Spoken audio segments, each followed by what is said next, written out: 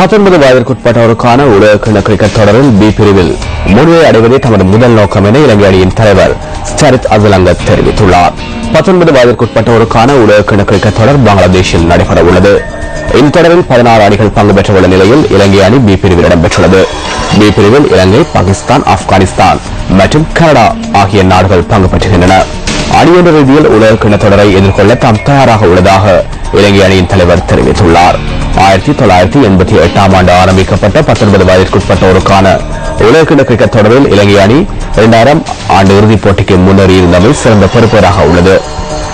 இந்த தொடரில் இலங்கை அணி 3 போட்டிகளில் பங்கு பெற்ற உள்ளது. எதிர்வரும் 27ஆம் தேதி இலங்கை அணி கனடாவை தனது முதல் போட்டியில் எதிர்கொள்ள உள்ளமை குறிப்பிடத்தக்கது.